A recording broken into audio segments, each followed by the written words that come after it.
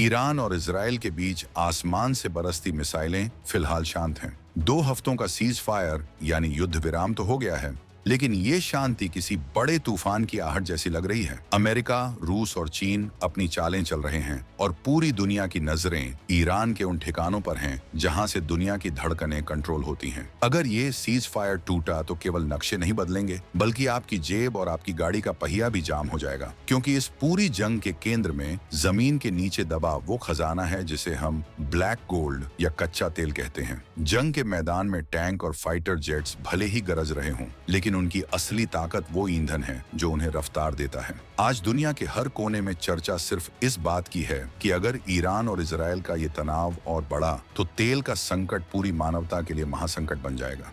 लेकिन क्या आपने कभी ये सोचा है कि जिस तेल के लिए आज देश एक दूसरे के खून के प्यासे हो रहे हैं, वो आखिर जमीन के अंदर आता कहां से है? क्या ये सचमुच करोड़ों साल पहले मरे हुए जीवों से बनता है, या इसके पीछे की साइंस कुछ और ही पेचीदा खेल खेल रही है? आज की ये चर्चा आपको हिलाकर रख देगी, क्योंकि तेल का ये खेल जितना गहरा है, उससे कहीं ज्यादा रहस्यमयी इसका बनने का प्रोसेस है। सोचिए, एक बूंद पेट्रोल जो आपकी बाइक में जलती है, उसे बनने में लाखों साल लगे हैं। ये कुदरत की ऐसी फैक्ट्री है जो जमीन के हजारों फीट नीचे बिना रुके काम कर रही है। ईरान की धरती के नीचे ऐसा क्या खास है जो उसे तेल का कुबेर बनाता है? चलिए इस सस्पेंस से पर्दा उठाते हैं और समझते हैं तेल की उस कहानी को, जो आपको किसी स्कूल की किताब में इतनी गहराई से नहीं मिलेगी। पूरी दुनिया को आज मिडिल ईस्ट की चिंता सता रही है, क्योंकि यहाँ का एक फैसला ग्लोबल इकोनॉमी को घुटनों पर ला सकता है। इजराइल और अमेरिका की घेराबंदी के बीच ईरान ने अपनी धमक दिखा दी है, लेकिन इस कूटनीति से इतर तेल का जो भूगोल है वो असल में इतिहास के पन्नों में नहीं, बल्कि धरती की परतों में छिपा है। लोग अक्सर कहते हैं कि तेल डायनासोर के अवशेषों से बनता है, लेकिन ये आधा सच है। असल कहानी तो उन छोटे छोटे समुद्री जीवों और पौधों की है जो आज से करीब 300 मिलियन साल पहले धरती पर मौजूद थे।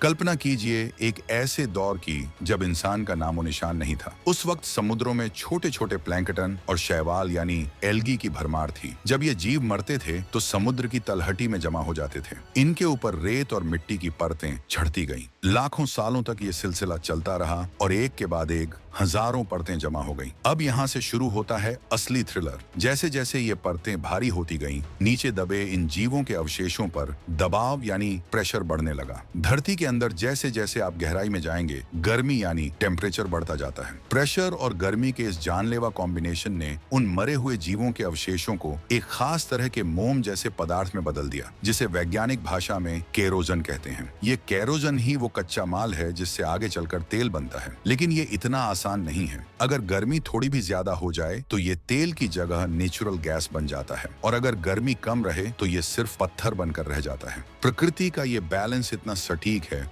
कि इसे ऑयल विंडो कहा जाता है, यानी तेल बनने के लिए एक परफेक्ट टेम्परेचर और परफेक्ट गहराई की जरूरत होती है। जब ये परिस्थितियां मिलती हैं, तब जाकर लाखों सालों की मेहनत के बाद वो काला गाढ़ा तरल पदार्थ बनता है जिसे आज दुनिया क्रूड ऑयल कहती है। अब आप सोच रहे होंगे कि ये तो जमीन के नीचे बन गया, फिर ये बाहर कैसे आता है? क्या ये किसी तालाब की तरह जमा रहता है? नहीं, ये किसी गुफा या तालाब में नहीं होता। तेल असल में पत्थरों के बीच के बहुत बारीक छेदों में फंसा होता है, ठीक वैसे ही जैसे एक स्पंज के अंदर पानी भरा होता है। इन पत्थरों को रिजर्वायर रॉक्स कहते हैं। इन पत्थरों के ऊपर एक और सख्त पत्थर की परत होती है जिसे कैप रॉक कहा जाता है। ये कैप रॉक तेल को ऊपर बहने से रोकती है और उसे एक जगह कैद करके रखती है। जब इंसान ड्रिलिंग करता है और उस कैप रॉक को छेदता है तो भारी दबाव की वजह से तेल ऊपर की तरफ भागता है। लेकिन रुकिए, ये तो सिर्फ शुरुआत है। जो तेल जमीन से निकलता है उसे आप सीधे अपनी गाड़ी में नहीं डाल सकते। वो इतना गंदा, गाढ़ा और बदबूदार होता है कि उसे इस्तेमाल करना नामुमकिन है। यहीं से शुरू होता है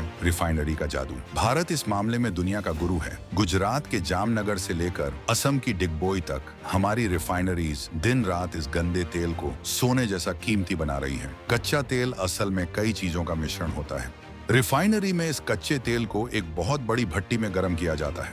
इसे फ्रैक्शनल डिस्टिलेशन कहते हैं। अलग अलग तापमान पर अलग अलग चीजें बाहर निकलती हैं। सबसे कम तापमान पर एलपीजी यानी आपके घर का रसोई गैस निकलता है। थोड़े और ज्यादा तापमान पर पेट्रोल, फिर केरोसिन, फिर डीजल, और सबसे आखिर में बचता है वो काला डामर जिससे सड़कें बनती हैं। यानी कच्चे तेल का एक कतरा भी बर्बाद नहीं होता। हर चीज की अपनी कीमत है, अपना महत्व है। आज जब ईरान और इजराइल की जंग की वजह से सप्लाई चेन टूट रही है, तो भारत के लिए ये किसी अग्नि परीक्षा से कम नहीं है। 2026 में भारत जिस तरह से अपनी एनर्जी की जरूरतों को बैलेंस कर रहा है, वो दुनिया के लिए एक मिसाल है। हमने रूस से तेल लिया, ईरान के साथ अपने रिश्तों को संभाला और अमेरिका के दबाव के बावजूद अपने हितों से समझौता नहीं किया। ये ताकत है एक उभरते हुए भारत की, लेकिन खतरा अभी टला नहीं है। अगर 2 हफ्तों का ये सीज फायर किसी नतीजे पर नहीं पहुंचा तो कच्चा तेल $150 प्रति बैरल के पार जा सकता है। इसका मतलब है पेट्रोल की कीमतों में आग लगना। क्या आप जानते हैं कि ईरान दुनिया के कुल तेल उत्पादन का एक बड़ा हिस्सा कंट्रोल करता है? और उससे भी बड़ी बात है स्ट्रेट ऑफ हॉर्मुज। ये समंदर का वो पतला सा रास्ता है जहां से पूरी दुनिया का 20% तेल गुजरता है। अगर ईरान ने इस रास्ते को बंद कर दिया तो दुनिया भर की इकोनॉमी का इंजन सीज हो जाएगा। तेल का ये संकट हमें एक बहुत बड़ा सबक देता है। जिस चीज को बनने में प्रकृति को करोड़ों साल लगे, उसे हम इंसान चंद सदियों में खत्म करने की कगार पर ले आए हैं। आज जब हम इलेक्ट्रिक व्हीकल्स और ग्रीन एनर्जी की बात कर रहे हैं, तब भी हमारी पूरी दुनिया की नींव इसी कच्चे तेल पर टिकी है। आप जिस प्लास्टिक का इस्तेमाल करते हैं, जो दवाइयां आप खाते हैं, यहाँ तक कि आपके जूतों का सोल भी इसी क्रूड ऑयल के बाय प्रोडक्ट्स से बनता है। तेल सिर्फ ईंधन नहीं है, ये आज की सभ्यता का खून है। जरा सोचिए उस समय के बारे में जब धरती के अंदर का ये स्टॉक खत्म हो जाएगा। क्या तब भी देश इसी तरह सीमाओं पर लड़ेंगे या फिर जंग का मुद्दा कुछ और होगा? तेल की कहानी हमें ये बताती है कि ताकत सिर्फ हथियारों में नहीं होती, ताकत उन संसाधनों में होती है जिन पर आपकी पकड़ है। भारत ने पिछले कुछ सालों में अपने स्ट्रेटेजिक पेट्रोलियम रिजर्व्स यानी तेल के गुप्त भंडारों को बहुत तेजी से बढ़ाया है। हमारे पास इतना तेल रिजर्व में है कि किसी भी इमरजेंसी की स्थिति में हम कई हफ्तों तक देश को बिना किसी बाहरी मदद के चला सकते हैं। ये राष्ट्रवादी सोच और दूरदर्शिता ही है जो 2026 के भारत को दुनिया की तीसरी सबसे बड़ी ताकत बनाने की ओर ले जा रही है। हम किसी के रहमोकरम पर नहीं जीते। जहां एक तरफ दुनिया जंग के साए में डरी हुई है, वहीं भारत अपनी रिफाइनिंग कैपेसिटी को बढ़ाकर पूरी दुनिया को पेट्रोल और डीजल एक्सपोर्ट कर रहा है। आज यूरोप के कई देश भारत से रिफाइंड तेल खरीद रहे हैं क्योंकि उनके अपने पास वो टेक्नोलॉजी और संसाधन नहीं है जो हमारे पास हैं। ईरान इजराइल तनाव के इस माहौल में एक और खिलाड़ी है जिसकी चालें बहुत खतरनाक हैं। चीन अपनी तेल की भूख को मिटाने के लिए किसी भी हद तक जा सकता है। वो गुपचुप तरीके से ईरान से सस्ता तेल खरीद रहा है और अपना भंडार भर रहा है। लेकिन भारत की रणनीति बिल्कुल साफ है। हमने अपनी कूटनीति से ये साबित कर दिया है कि हम शांति चाहते हैं, लेकिन अपनी शर्तों पर। तेल के बनने के प्रोसेस को लेकर विज्ञान आज भी नई नई खोजें कर रहा है। कुछ वैज्ञानिकों का मानना है कि तेल सिर्फ जैविक अवशेषों से नहीं बनता, बल्कि धरती के बहुत गहरे अंदर कुछ अजैविक क्रियाएं भी होती हैं। इसे एबायोटिक थ्योरी कहते हैं। हालांकि ज्यादातर एक्सपर्ट्स जैविक थ्योरी को ही मानते हैं। खैर, सच जो भी हो, एक बात तो तय है कि ये काला तरल पदार्थ इंसान की किस्मत लिखने की ताकत रखता है। जिस रफ्तार से आज टेक्नोलॉजी बदल रही है, हो सकता है अगले कुछ दशकों में हम तेल पर अपनी निर्भरता पूरी तरह खत्म कर दें। लेकिन तब तक ये तेल ही है जो सुपर पावर देशों की कुर्सी को हिलाता रहेगा। आज का ये सीज फायर सिर्फ 2 देशों के बीच का समझौता नहीं है।